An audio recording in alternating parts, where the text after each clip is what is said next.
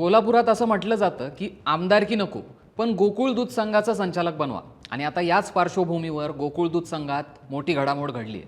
ऐन निवडणुकीच्या तोंडावर थेट कर्मचाऱ्यांना गोकुळ दूध संघाचं संचालक बनवण्याचा निर्णय घेण्यात आलाय.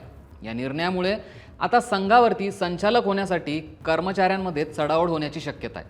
पण फक्त संचालक मंडळाने परवानगी दिली असली तरी राज्य सरकारकडे या निर्णयासाठी पाठपुरावा सुरू राहणार आहे.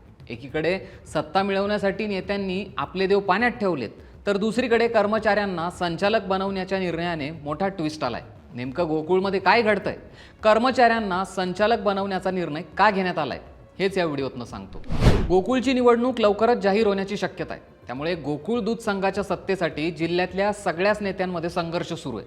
संघावर सत्ता येण्यासाठी सगळ्याच नेत्यांनी आपले देव पाण्यात ठेवून सर्वतोपरी तयारी केली आहे. जिल्ह्यातल्या नेत्यांमध्ये सत्ता संघर्ष सुरू असताना आता गोकुळमधल्या कर्मचाऱ्यांमध्ये देखील सत्ता संघर्षाची चिन्ह निर्माण झाली आहेत. गोकुळ दूध संघाच्या संचालक मंडळाचे युनियनमधील 2 कर्मचाऱ्यांना संचालक करण्याचा निर्णय घेतला गेलाय. यानुसार गोकुळ संचालक मंडळात आता युनियनचे 2 सदस्य कर्मचारी असणार आहेत. आतापर्यंतच्या इतिहासात पहिल्यांदा कर्मचाऱ्यांना संचालक मंडळावर संधी देण्यात आली आहे. गोकुळ शिरगाव इथल्या मुख्य कार्यालयात नाविद मुश्रीफ यांच्या अध्यक्षतेखाली संचालक मंडळाच्या बैठकीत यावर शिक्कामोर्तब करण्यात आलंय. खरं तर संचालक मंडळावर 2 कर्मचाऱ्यांची संचालक म्हणून नियुक्ती करावी अशी मागणी काही वर्ष सुरू होती. मागच्या सर्वसाधारण सभेत ही मागणी मान्य करण्याचं आश्वासन हे संचालक मंडळाने दिलं होतं.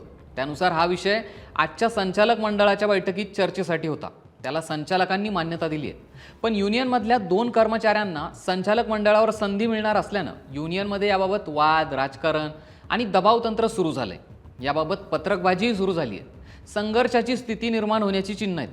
या मान्यतेचा प्रस्ताव आता राज्य शासनाकडे पाठवला जाईल.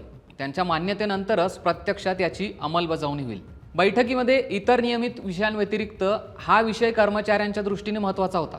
त्याला आता निवडणुकीच्या तोंडावर मान्यता दिली गेली आहे. दरम्यान या महिन्याअखेरीला संचालक मंडळाची आणखीन एक बैठक होण्याची शक्यता आहे.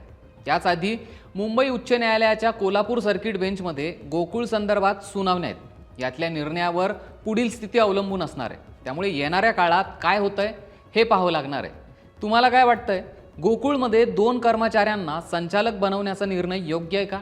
हे आम्हाला कमेंट करून नक्की सांगा आणि सरकारनं आम्हाला सबस्क्राईब करायला विसरू नका.